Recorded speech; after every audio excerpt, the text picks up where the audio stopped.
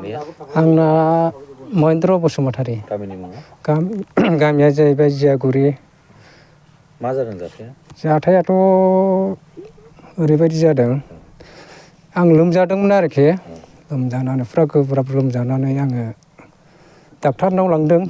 हिनजावाबो क'क्राझार आरएनडि हस्पिटालावहाय बेनिफ्राय अपारेसन जाखांनानै बिदिनो रिलिज जाना फैबाय आरोखि रिलिज जाना फैनानै न'आव फैनानै आरो उदैया साबाय थानानै गोबाबाय थानायखाय आरो लांफिनबावदों आरोखि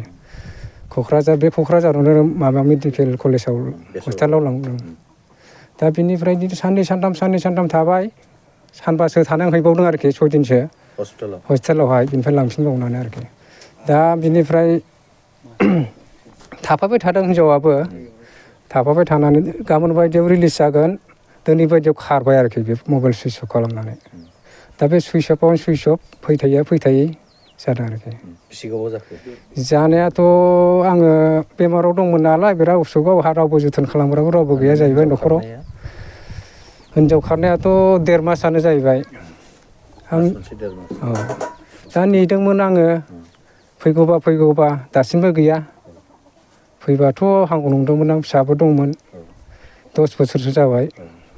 बेबो मामासो जाहैबाय थाबायनो रोङा खस्थ' जानानै दं नोंनिया दा बहुद खस्थ' जानानै दं मा मुं नोंनि हिनजावनि मुङा आंनि हिनजावनि मुङाथ' जाहैबाय भाग्य बसुमतारी होनोमोन रायजो राजाफोरखौथ' खावलायो आङो बे आंनि हिनजावखौहाय फटकआव होखागोन नालाय दा बेखौहाय नुयोब्ला बयबो खिन्थाहर आंनि मबाइल नाम्बाराव आंनि मबाइल नाम्बारा जाहैबाय 6002054232 बे खालामनानै आंनो खिन्थाहरनो हागोन हिनजावखौ जेरावखि नुवा न'खरावथ' ओरैनो बे आंनि माने SMS गेलेयोमोन मानसिया सासे सेंग्राजों SMS गेलेनायबो नुदों सानसेखालि दा बेवहाय आङो SMS गेलेनायावहाय आङो फंनैसो सोबादों हिनजावखौ ओरैनो दावराव दावसिया एसे सिगां जाखादोंमोन जाखांनानै उनाव मिलायफिनबायमोन मिलायनायनि उनावसो आङो दा बेमार जादोंमोन बेमार जानानै गावबो डाक्टारनाव खस्थ' खालामहैदोंमोन खालामहैनाया बेस्रा दा बे सेंग्राजों खारफादों होननानै दा बे सेंग्राजोंनो खारफानाय बायदि आंनि सन्देहआवहाय हिनजावनि बिमा बिफानाव खबर लाबाय नोंथाङा हिनजावनि बिमा बिफानियावबो खबर लाजोब्बाय आङो गैयानो जा दं गामिनि मानसिफोरनाव नुब्लानो आं सोङो उमुक ना माबाया थांदोंना थाङाखै गामियावहाय गैयाल' होनो बयबो आरो गावसिनि बिहाव बिखुनजो जानाय लोगो मोनदोंमोन आं बेनावबो सोंदोंमोन आं गैयाल' होनदों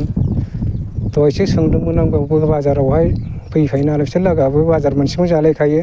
बाराबो गोजान नंखाया गामिफ्राबो आंनि हिनजावखौथ' आङो फैफिनबा नांफिनगौ फैफिनबालाय एसे मोजां जागोन न'खराव उसुबिदा जागासिनो दा न'खराव एसे उसुबिदा जानानै दं रावबो गैयैलाय दा फिसाफोरखौबो नायनानै खस्थ' मोनबाय बियो सानबाय आंबो नुला दा हिनजावनि बिमा बिफानाव दंहैयो लांनानै बेबा बोरै जाहैखो आं दासिमबो नुनाय जायाखै आरो बेमाराबो नै सानबासोल' मोजां जादों दाबो रायज्लायनाय सुबिदा बारा हाया बोलो होनानै रायज्लायनो हाया अपारेसन जानायखाय